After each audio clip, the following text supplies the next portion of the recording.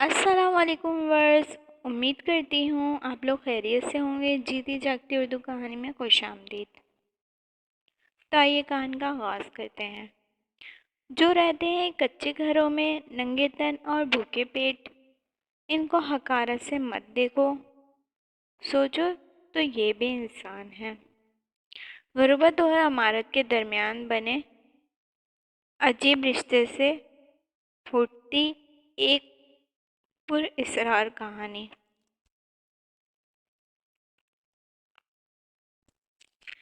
انسان کو رب کائنات نے کتنی ان گنت اور بن مول نعمتوں سے نوازا ہے جن کا شمار مشکل ہے۔ انسان جب تک ان نعمتوں سے مستفید ہوتا رہتا ہے وہ ان کی اہمیت سے بے خبر رہتا ہے، خواہ وہ چھوٹی سے چھوٹی ہو یا بڑی سے بڑی۔ لیکن جب کسی بھی وجہ سے ان نعمتوں میں سے کوئی ایک بھی چھن جائے یا کسی نعمت میں کمی آ جائے تو انسان نہایت بے قرار اور بے چین ہو جاتا ہے۔ اس لمحے اسے احساس ہوتا ہے کہ جس نعمت کو میں نے کبھی نعمت ہی نہ مانا تھا وہ میری زندگی کے لیے کتنی اہم اور ضروری ہے۔ آج سے تقریباً 4 ماہ پہلے میں بھی اپنی زندگی کی تمام تر نعمتوں کے ساتھ روز مرہ کے فرائض میں بھی مشغول و مصروف تھی۔ اپنے کاموں اور وقت کی تقسیم کچھ اس طرح کر رہی تھی کہ دو جاب کے ہمراہ کام کے تمام ذمہ داریاں اپنے ہاتھوں سے سر انجام دیتی تھی۔ کبھی کسی کی مدد یا ماسی وغیرہ کی ضرورت نہیں پڑی تھی، مگر اچانک ایک حادثے کی وجہ سے میری ریڑھ کی ہڈی کچھ اتنی متاثر ہوئی کہ میری دوڑتی بھاگتی مصروف زندگی ایک دم تھم گئی اور میں بستر سے جا لگی۔ اب مجھے اپنے چھوٹے بڑے کام کے لیے کسی دوسرے فرد کی مدد کی ضرورت تھی۔ بیٹی خداوند کریم نے مجھے دی نہیں۔ بیٹے کو زندگی میں نے کبھی اتنا پریشان نہیں دیکھا، مگر اس کی اس کم عمری اور جس ہمدنی اور جی جان سے حق فرزندگی ادا کیا، خدا سب کو ایسی خدمت گزار اولاد سے نوازے جس بچے کو ماں کی صحت یابی میں کچن میں جانے اور جھانکنے کی ضرورت نہ پڑی تھی۔ اس مشکل وقت میں اسے کچن بھی سنبھالنا پڑتا، کچن کی صفائی بھی کرنی پڑتی، کپڑے بھی دھونے پڑتے، مگر یہ سب اس کے کام تو نہ تھے۔ ان کاموں کے لیے ماسی کی تلاش جاری تھی۔ ماسی کے ملنا بہت مشکل ہوتا جا رہا تھا۔ سب ملنے والوں خیریت دریافت کرنے آنے والوں کو ماسی کا کہہ رکھا تھا۔ ایک ماہ کے بعد کسی ملنے والی نے ایک ماسی بھیجی، اسے دیکھ کر مجھے الٹا اس پر ترس آیا۔ بیچاری ماں بننے کی آخری دور سے گزر رہی تھی۔ میں نے اس کی حالت دیکھتے ہوئے پوچھا، کیا تم اس حالت میں کام کرو گی؟ کہنے لگی، جی باجی جی، مجبوری ہے، ورنہ اس حالت میں کس عورت کا دل چاہتا ہے کہ وہ کام کرے، وہ آرام کرے، مگر شوہر بے روزگار ہے، بچے کی پیدائش کے وقت رقم کی ضرورت ہوگی۔ میرے پاس 1 ڈیڑھ مہینے کا ٹائم ہے، اتنے میں کسی اور ماسی کا انتظام کر لیجیے گا۔ واقعی مجبوری تھی، کوئی اور ہوتا تو میرا دل ہرگز اسے کام کرنے پر مجبور نہ کرتا، بلکہ میں اسے آرام کا مشورہ دیتی۔ خیر دونوں طرف کی مجبوری کی وجہ سے اس نے کام شروع کر دیا۔ وقت کا کام ہے گزرنا، سو گزرتا جا رہا تھا۔ 1 مہینہ پورا ہونے کو آیا، میں بھی ابھی 2 دن باقی تھے۔ میں فکر مند تھی کہ ماسی جانے کے بعد کیا ہوگا، کیونکہ ابھی اس کی کسی جگہ ماسی کا انتظام نہیں ہو سکا۔ کہتے ہیں نا، خدا آسانیاں پیدا کرتا ہے اور اچھے اسباب لاتا ہے۔ اچانک میری ایک بہت اچھی ملنے والی کو میرے بارے میں معلوم ہوا تو وہ اپنی کزن کے ہمراہ میری خیریت معلوم کرنے آئی، جس کی اکثر اس کے مشکل وقت میں مدد میں کیا کرتی تھی۔ باتوں باتوں میں نے اس سے ماسی کا ذکر کیا تو وہ بولی، باجی آپ بالکل فکر نہ کریں، میرے بچے چھوٹے ہیں اور ان کے اسکول کا مسئلہ ہے، ورنہ میں خود آپ کے کام کرنے آ جاتی، مگر میری یہ کزن جس کی عمر کم عمری میں شادی ہو گئی، اس کی 8 سال کی 8 لڑکیاں ہیں، 3 کی شادی کم عمر میں کر چکی ہے، سب سے چھوٹی بیٹی 8 سال کی ہے، یہ آپ کے گھر کام کرے گی۔ میں نے کہا، اس سے پوچھا تم نے؟ ایک بار اس سے پوچھ تو لو۔ کہنے لگی، گھر سے میں جب نکل رہی تھی اس نے مجھ سے کہا تھا اگر کوئی کام کروانے والی ہو تو میں ان کے گھر کام کروں گی۔ اس کا شوہر بوڑھا ہو چکا ہے اور بہت بیمار بھی ہے، 10 افراد ہیں گھر کے اندر، گھر میں سے 5,000 کی کمائی ہوتی ہے، جس سے 2 وقت کی روٹی پوری کرنا بہت مشکل ہوتا ہے۔ اس مشکل حالات میں اس لیے بھی کام کرنا چاہتی ہے۔ آپ اپنے علاوہ اپنے جاننے والوں کو اس کے کام کی بات کر لیں اور اس کو کام دلوا دیجیے گا تاکہ اسے کچھ اچھی رقم مل سکے۔ میں نے فوراً یہ خدا کا شکر ادا کیا، اس نے بیٹھے بٹھائے میرا مسئلہ حل کر دیا۔ میرے گھر سے 2 گلیاں چھوڑ کر میری محلے دار 2 بہنیں نگہت اور نازیہ ایک ہی گھر میں بیاہی ہوئی تھیں اور 2 منزلہ گھر میں اوپر نیچے رہتی تھیں اور میری تقریباً روزانہ ہی فون پر بات ہوتی تھی نگہت اور نازیہ سے۔ اگلے دن میری خیریت معلوم کرنے کے لیے نگہت کا فون آیا تو میں نے ماسی سے متعلق بات کی۔ اس نے فوراً کہا، ہمارے کام والی جا چکی ہے، اب مجھے ماسی کی ضرورت ہے، سو آپ ماسی کو بھیج دیجیے۔ یوں میری نئی کام کرنے والی پروین کے لیے 2 مزید گھروں میں کام کا انتظام ہو گیا تھا۔ پروین نہایت محنت، توجہ اور پھرتی سے کام صاف ستھرا کیا کرتی تھی، لہٰذا نازیہ اور نگہت دونوں بہنوں کو بھی اس کا کام پسند آیا۔ دونوں بہنوں میں نگہت ذرا نکچڑی اور مغرور ہے، جبکہ نازیہ بہت اچھی اور نرم دل ہے۔ پروین کے کام شروع کرنے کی کوئی 15 دن بعد نازیہ کو کسی کام سے لاہور جانا پڑا، جبکہ نگہت گھر پر ہی رہتی تھی۔ ایک دن پروین مجھ سے بولی، باجی کئی دن سے میری چھوٹی بیٹی کافی بیمار ہے، گھر کے نزدیکی ڈاکٹر کی دوا سے کوئی فائدہ نہیں ہو رہا، میں سوچ رہی ہوں صبح جلدی کام پر آ جاؤں تاکہ دونوں گھروں سے 10 ساڑھے 10 بجے تک فارغ ہو کر اسے سرکاری بڑے ہسپتال اچھے ڈاکٹر کے پاس لے جا سکوں۔ میں نے کہا، کوئی مسئلہ نہیں، تم 8 بجے میرے گھر آ سکتی ہو۔ دوسرے دن پروین 8 بجے میرے پاس آئی اور تقریباً 9 بجے فارغ ہو کر نگہت کے گھر جا پہنچی۔ نگہت اس وقت بچوں کو اسکول بھیج کر لیٹی ہے۔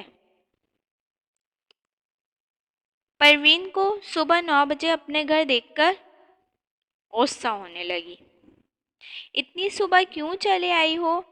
میں ابھی سو رہی ہوتی ہوں، واپس چلی جاؤ۔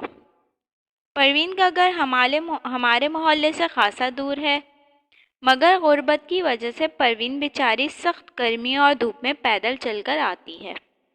پروین نے ایک روز قبل نگہت کو بھی اپنی بیٹی کی بیماری اور اسے ہسپتال لے جانے کے متعلق بتایا، مگر نگہت کو کچھ فرق نہیں پڑا۔ نگہت کے شوہر نے، جو اس وقت گھر پر ہی تھے،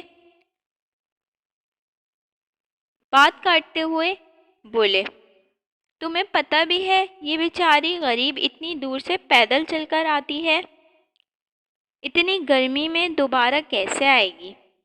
خیر ہے ماسی، تم کام کر لو۔ شوہر بولے، ہم ناشتہ بعد میں کر لیں گے۔ نگہت کے شوہر نے اسے کام کرنے کی اجازت دے دی۔ تو شوہر کی مداخلت کرنے پر وہ خاموش ہو گئی، لیکن اس نے جل کر اسے پہلے سیڑھیاں اور صحن دھونے کا حکم دیا اور خود شوہر کے ساتھ کمرے میں چلے گئی۔ پروین بالٹی پانی سے بھر کر سیڑھیاں دھونے اوپر چڑھی۔ جیسے ہی اس نے پہلی سیڑھی پر پانی ڈالا، نہ جانے کیا ہوا، اسے چکر آیا یا اس کا پاؤں پھسلا۔ وہ کروٹ کے بل اوپری سیڑھی سے پھسلی اور نیچے آ کر وہاں رکی جہاں پر ان کی موٹر سے پانی بھرا ہوا تھا، جو صحن میں موٹر لگی ہوئی تھی۔ پروین کو ٹانگ اور پسلی پر سخت چوٹ آئی۔ وہ بامشکل اٹھ پائی۔ اسے یقین نہیں آ رہا تھا کہ وہ زندہ ہے۔ خوف اور تکلیف کے مارے وہ پسینے سے شرابور ہو رہی تھی۔ وہ اٹھ کر لنگڑاتی ہوئی کچن میں جا کے پنکھے کے نیچے بیٹھ گئی۔ اس کے حواس ابھی تک مکمل بحال نہیں ہوئے تھے۔ نگہت کا شوہر باتھ روم میں سے آیا۔ اس نے پروین کو پنکھے کے نیچے بیٹھا دیکھا۔ نگہت بھی باہر آ کے بولی، کیا بات ہے، اتنی جلدی صحن اور سیڑھیاں دھو لی؟ پروین نے اسے بڑی مشکل سے بتایا کہ میں اوپری والی سیڑھی سے گر گئی ہوں۔ نگہت اس کے ساتھ پیش آنے والے حادثے کا سن کر بجائے ہمدردی کرنے کے اور برے وقت کو طبعی امداد کرنے اور اسے کچھ پیسے دینے کے بجائے زور زور سے ہنستے ہوئے بولی، حیرت ہے، تو پہلی سیڑھی سے گری اور بچ گئی، نہ تیرا سر پھٹا، نہ ٹانگ یا بازو ٹوٹا۔ چل، تیری قسمت اچھی ہے، ورنہ میری بہن نازیہ ایک بار سیڑھی سے گری تھی جو 3 ماہ تک پلنگ سے نہ اٹھ سکی تھی۔ خیر، تو شکر ادا کر اللہ کا کہ تیرے ساتھ ایسا ہوا بھی اور تو مری بھی نہیں۔ خیر، اب تو صفائی کے بغیر نہیں چلے آنا۔ پروین نگہت کی ہدایت کے مطابق بڑی مشکل سے کام ختم کر کے گرتے پڑتے کس طرح سے اپنے گھر پہنچی۔ اس کی پسلی اور ٹانگ شدید درد تھا۔ وہ بیٹی کو بھی اسپتال نہ لے جا سکی اور دوسرے دن میرے گھر پہ کام کے لیے بھی نہیں آئی۔ اس کے نہ آنے سے میرے گھر کے سب کام رک گئے۔ ڈاکٹر کی تشخیص کے مطابق مجھے ریگولر ادویات کے ساتھ 6 ماہ تک مکمل بیڈ ریسٹ کی ضرورت تھی، کیونکہ ریڑھ کی ہڈی کا مسئلہ تھا۔ اسی لیے میرے جیسی فعال بندی کے لیے جو صرف 6 گھنٹے آرام اور 18 گھنٹے کام میں مصروف رہتی تھی، بستر پر 6 ماہ لیٹنا خاصا صبر آزما مرحلہ تھا، مگر اس کے سوا کوئی چارہ بھی نہ تھا۔ اگلے 2 دن بھی پروین کام پر نہ آ سکی۔ میرا وہم بار بار اس کی بچی کی بیماری کی طرف جاتا۔ میرے پاس پروین کا کوئی رابطہ نہیں تھا اور نہ آنے کی وجہ معلوم ہو سکی۔ تیسرے دن پروین لنگڑاتی ہوئی آئی۔ وہ چہرے سے کافی بیمار اور نڈھال لگ رہی تھی اور ہائی کہتے ہوئے مشکل سے بیٹھ گئی۔ میں نے پوچھا، کیا ہوا تمہیں؟ اس کی حالت دیکھ کر میں نے بے اختیار اس سے پوچھ ہی لیا، اور پھر پروین نے 3 روز قبل اپنے ساتھ پیش آنے والے حادثے اور نگہت کے رویے کے بارے میں بتایا۔ وہ تمام باتیں سن کر سخت افسوس ہوا۔ نگہت نے اتنے کٹھور پن کا مظاہرہ کرتے وقت ایک پل بھی یہ نہ سوچا کہ اپنی 8 بیٹیوں کو 2 وقت کی روٹی فراہم کرنے والی ماں کو کچھ ہو جاتا تو اسے خدا نے شاید ان بچیوں کی خاطر کسی خطرناک حادثے سے بچا لیا تھا، جو ماں کی معذوری یا خدا نخواستہ موت کے بعد زمانے کی ٹھوکریں کھانے کے لیے بے آسرا ہو جاتی۔ نگہت کی اپنی بہن جب سیڑھیوں سے گری تھی تو اس امیر زادی کو 3 ماہ آرام اور علاج کی ضرورت تھی، مگر جب ایک غریب ماں گری تو نگہت بجائے اس کی تیمہ داری کرنے کے اس سے پوچھ رہی، تو بچ کیسے گئی؟ تو مری نہیں۔ اس حادثے میں پروین کی 2 پسلیاں فریکچر ہو گئیں۔ کولے پر بھی سخت چوٹ آئی۔ میں نے گرم دودھ میں ہلدی ڈال کر اسے پلایا، کچھ رقم دی اور گھر آرام کرنے بھجوا دیا۔ اس کے جانے کے بعد کئی روز تک میرا ذہن مشکل میں رہا اور یہ سوال بھی ذہن میں گردش کرتا رہا کہ آخر لوگ کام کرنے والی ماسیوں کو اپنے جیسا گوشت پوش انسان کیوں نہیں سمجھتے؟ چوٹ تو ہر انسان کو ایک جیسی لگتی ہے نا؟ درد تو سب کا مشترکہ ہوتا ہے نا؟ تو پھر بہت سے امیر لوگ غریب کا درد کیوں محسوس نہیں کرتے؟ انہیں اپنے جیسا انسان کیوں نہیں سمجھتے؟ آخر کیوں؟ اور یہ کب تک ہمارے معاشرے میں ہمارے نوکروں کے ساتھ ہوتا رہے گا؟ خدا را آپ لوگوں سے امید کرتی ہوں آپ لوگ ہمارے کام کرنے والے آنے والوں کو اسی نگاہ سے دیکھیں جس نگاہ سے ہم اپنے آپ کو دیکھتے ہیں۔ شکریہ۔ کہانی کا اختتام ہوا۔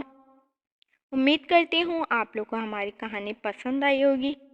جیتی جاگتی اردو کہانی کو لائک سبسکرائب ضرور کیجیے اور بیل آئیکن کے بٹن کو کلک ضرور کیجیے تاکہ آپ کو آنے والی ہماری تمام ویڈیو آسانی سے موصول ہو سکیں۔ دعا کرتی ہوں آپ لوگ کو ہماری کہانی ضرور پسند آئے گی۔ اللہ حافظ۔ پھر ملیں گے اگلی کہانی میں جیتی جاگتی اردو کہانی کے ساتھ۔